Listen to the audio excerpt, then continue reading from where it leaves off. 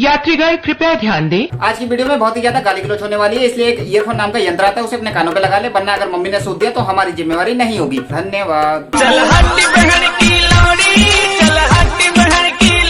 तो आज हम बात करेंगे लड़कों के कालीन भैया, लड़कियों के सेवादार, उन भाई साहब की जो एक डॉक्टर भी हैं, इंजीनियर भी हैं, एस्ट्रोनॉट भी हैं और पायलट भी हैं और कभी कभी तो ये प्लम्बर भी हैं। अब तुम्हें ऐसी वीडियो देखने को किसी भी और चैनल पे नहीं मिलेगी, इसलिए पूरी देख के जाना और अगर मजा ना आए तो डिसलाइक भी कर देना। So let's start. ये कहानी है एक ऐसे अंग्रेज की जो कि गंजाई पैदा हुआ था।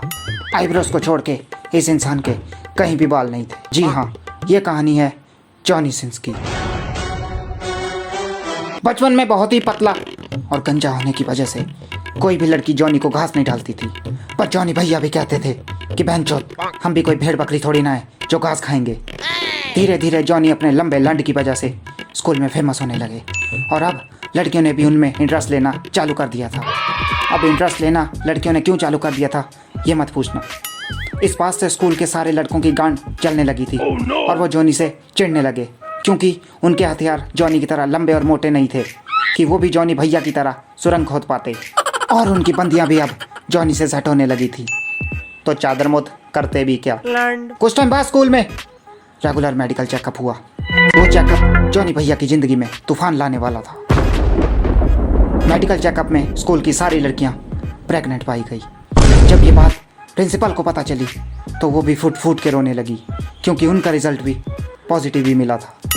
अब क्यों मिला था ये मत पूछना। अब सभी लड़कियों को ये पता था कि ये गुप्त मतदान जॉनी भैया ने ही किया है, लेकिन कोई भी इस बात को एक दूसरे से बताना नहीं चाहती थी।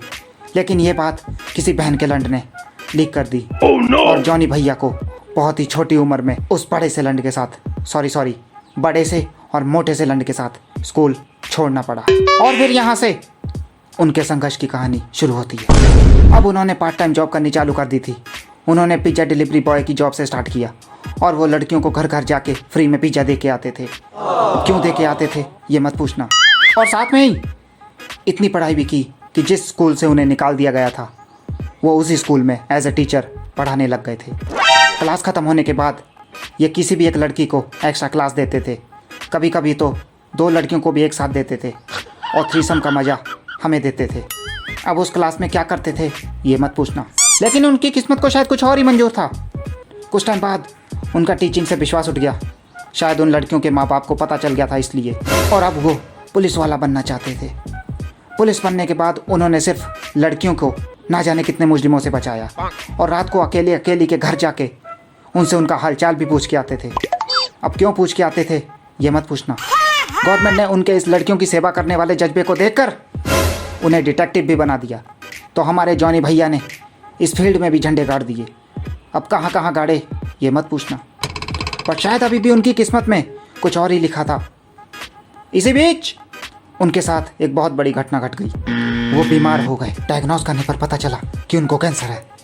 ये उनकी लाइफ का बहुत ही दुखद फेज था, but he never stopped smiling. और वो उन लड़कियों के बारे में सोचने लगे जो उनकी सेवा से वंचित रह गई थी। अब कौन सी सेवा ये मत पूछना। और उनकी इसी जीने की इच्छा ने इस खतरनाक बीमारी को मात दे दी और वो 1 महीने में ठीक हो गए।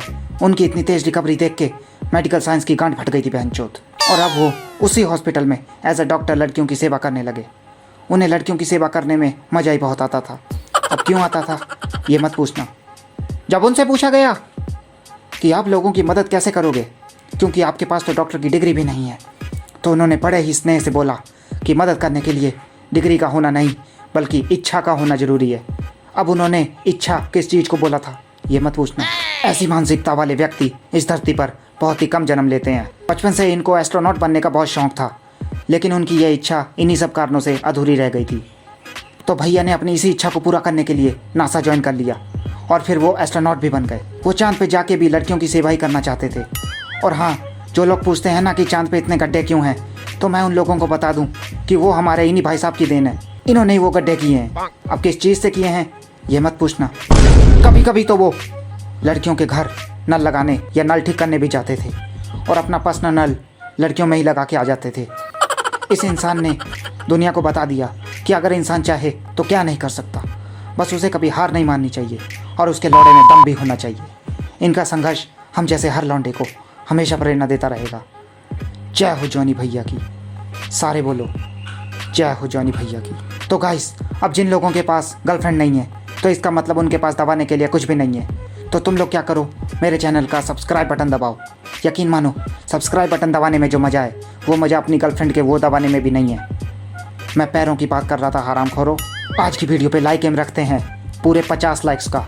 करवा देना। अगर तुम लोगों ने करवा दिए तो मैं मियाँ खलीफा के ऊपर भी स्टोरी लेके आऊँगा। तो चलो यार, अब इसी के साथ वीडियो को करते हैं खत्म।